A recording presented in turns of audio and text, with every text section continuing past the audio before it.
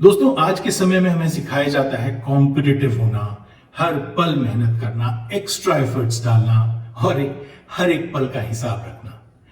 पर वहां अगर मैं आपसे ये कहूं कि काम हो, स्पोर्ट्स हो, रिलेशनशिप हो या फिर पर्सनल फाइनेंस, किसी भी डोमेन में सक्सेसफुल होने के लिए जरूरी है डूइंग नथिंग, कुछ ना करना। तो क्या आप मुझे सीरियसली लेंगे? पर मैं मजाक नहीं कर रहा हूं, आई एम सीरियस, ये सच है।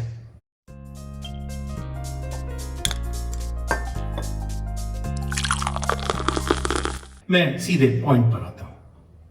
फ्रेंड्स, एक सालों पुरानी चाइनीज फिलॉसफी या फिर विचारधारा है जिसे वू वे कहते हैं। वू वे का लिटरल ट्रांसलेशन होता है डूइंग नथिंग यानी एक ऐसी सोच जो आपसे कहती है कि सक्सेसफुल होने के लिए कुछ भी ना करें। अरे भाई जरा रुको। वू वे का लिटरल ट्रांसलेशन होता होगा डूइंग नथिंग, पर इससे मेरा मतलब है एफर्टलेस एफर्ट। काम को एफर्टलेसली करना, किसी भी चीज को नेचुरल तरीके से होने देना, जरूरत से ज्यादा कोशिश नहीं करना, और अगर जरूरत नहीं हो तो टांग नहीं अड़ाने का। ये थोड़े ही ना कि काम ही मत करो। ओके सर जी, ये चाइनीज फिलोसोफर लाओ त्से है जिन्होंने 600 बीसी के आसपास ये सोच डेवलप की थी। अभी कुछ ही दिनों पहले मैंने इसके बारे में पढ़ा तो लगा कि भाई, ये वू वे का कॉन्सेप्ट आज के टाइम के लिए बहुत ही रेलेवेंट है। एकदम धांसू कॉन्सेप्ट है अगर हम इसे समझे तो। वू वे अपने आप में एक बहुत ही लेयर्ड कॉन्सेप्ट है, फिर भी मैंने कोशिश की है कि इसकी कुछ मेन और रेलेवेंट बातें आपको बताऊं। वीडियो को एंड तक देखना, तभी बात पूरी समझ में आएगी।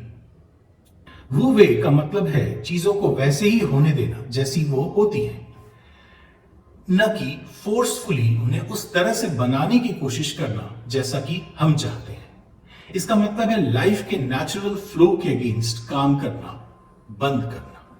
कहते हैं कोशिश करने वालों की कभी हार नहीं होती। We are told the more effort we put in, the more we get out of something. लेकिन किसी ने हमें यह बताया कि जरूरत से ज्यादा कोशिश या फिर जो चीज नेचुरल नहीं है उसके अगेंस्ट कुछ करने की कोशिश हमें थका देती है, हताश कर देती है। बर्न आउट केसेस होते हैं, it causes anxiety and depression. आज के टाइम में एंजाइटी और डिप्रेशन के केसेस अगर बढ़ रहे हैं तो शायद इसलिए कि we are going against the natural flow of things. हम जल्दी में हैं और चीजों को अपने हिसाब से बदलना चाहते हैं। आप शायद पेड़ पर आसानी से चढ़ सकते होंगे, लेकिन एक हिरण के लिए पेड़ पर चढ़ना नेचुरल नहीं है। उसके लिए वो लाख कोशिश भी कर ले पर चढ़ नहीं सकता। फिर आप उससे कहकर तो देखिए कि कोशिश करने वालों की कभी हार नहीं होती। पर अगर शेर सामने आ जाए तो आप उस हिरण से तेज भागकर तो दिखाइए। पेड़ पौधे अपने आप ही बढ़ते हैं, आपके खींचने से वो जल्दी नहीं बढ़ जाते। आप कोशिश करके तो देखिए। और फिर कोई आपसे कहे कि कोशिश करने वालों की कभी हार नहीं होती। भाई, जो चीज नेचुरल है उसे करने या होने में एफर्ट नहीं लगता। जब आप एक बीज बोते हैं तो उसके बाद सही कंडीशंस बनाने के लिए काम करते हैं। जमीन को सॉफ्ट, मॉइस्ट, फर्टिलाइज्ड करें तो बीज जर्मिनेट हो जाएगा, वो एक प्लांट और फिर एक पेड़ बन जाएगा। सीड को अपने आप में बहुत कम देखभाल की जरूरत होती है। वो तो बस एक्सटर्नल कंडीशंस हैं जिन पर आपका अटेंशन चाहिए। हर दिन प्लांट को पकड़कर खींचना भी एफर्ट लगाना हुआ, पर उसका तो नुकसान ही होगा ना। किसी भी चीज को करने का हमेशा एक नेचुरल तरीका होता है। ज्यादा एफर्ट मारने की जगह हमें कोशिश करनी चाहिए कि हम उस नेचुरल तरीके की तलाश करें। सोचिए, कहीं आप वो हिरण तो नहीं जो उस पेड़ पर चढ़ने की कोशिश कर रहा है, या फिर कहीं आपका बच्चा वो पेड़ तो नहीं जिसे आप रोज खींचकर जल्दी से बड़ा करने की कोशिश कर रहे हैं ताकि वो अपने फ्यूचर करियर के बारे में जल्दी से मैच्योर और सीरियस हो जाए। दोस्तों, वू वे की एक और बात मुझे बहुत रेलेवेंट लगती है। It says life is a journey, not a race. Goals तक पहुंचना इंपॉर्टेंट है, कौन पहले पहुंचता है ये इंपॉर्टेंट नहीं है। अपनी पेस हमें खुद ही डिसाइड करनी चाहिए। अगर हम दौड़कर अपने गोल्स तक नहीं पहुंच सकते तो वहां चलकर भी तो जा सकते हैं। अगर दूसरों को दौड़ता हुआ देख हम भी दौड़ने लग जाएं, तो ऑब्वियस है कि हम जल्दी थक जाएंगे। गोल तक पहुंचने का वो उनका तरीका हो सकता है, शायद हमारा नहीं। Recklessly struggling towards a goal is not always the best way to attain it. Sometimes you have to let it be. Give it time. ज्यादातर गोल्स स्ट्रगल से नहीं, पेशेंस से अचीव होते हैं। Lazarus said, "The flame that burns twice as bright burns half as long." Be patient, be simple, and let life flow. Contemporary life की कई situations में भी हमेशा एक्शन लेने की जरूरत नहीं है। बात है बैलेंस की, कब एक्शन लेना है और कब नहीं, ये सीखना ही वू वे को फॉलो करना है। नेचर भी हमें कई एग्जाम्पल्स से यही सिखाती है। वक्त के साथ मौसम बदलता है, सूखे पेड़ फिर से हरे हो जाते हैं।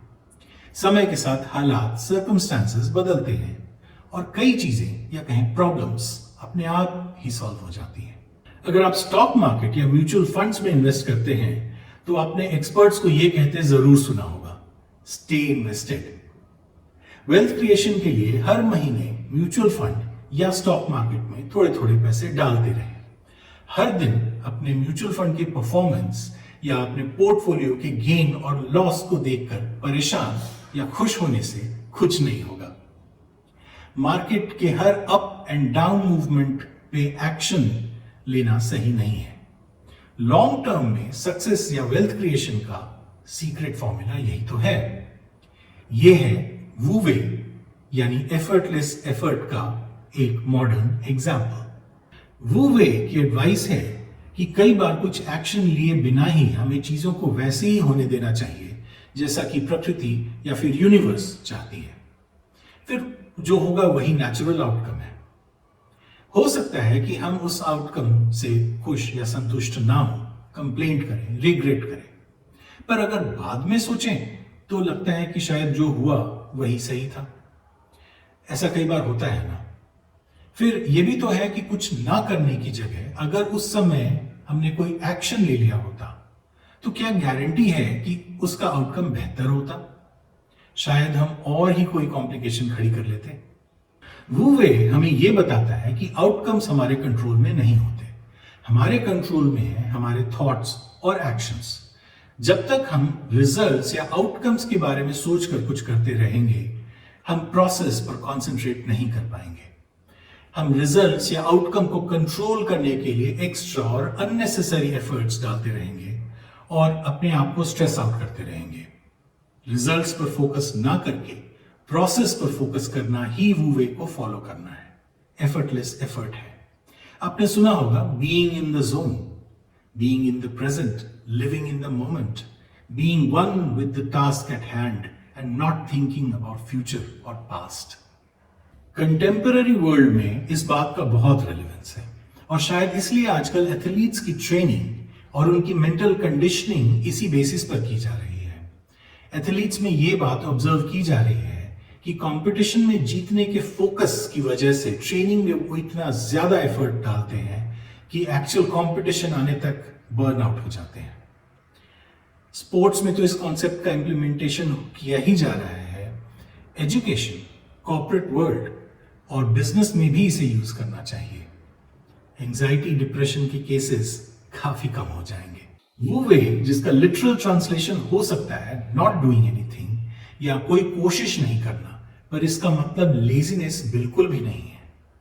लेजीनेस होता है कोशिश करने की इच्छा ही नहीं होना, पर वू वे में एफर्टलेस का मतलब है एक्सटर्नल या नेचुरल फोर्सेस को अपने थ्रू चैनलाइज करना, उसके अगेंस्ट कुछ भी नहीं करना। वू वे का मतलब पूरी तरह से सरेंडर करना भी नहीं है।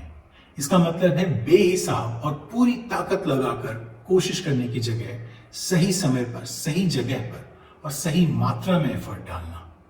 वू वे की सोच कहती है कि हमें पानी की तरह होना चाहिए।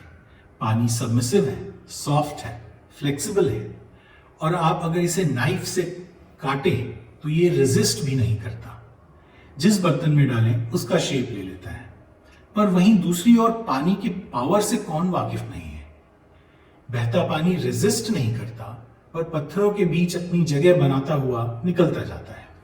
एफर्टलेस बहना, finding the path of least resistance इसका स्वभाव है।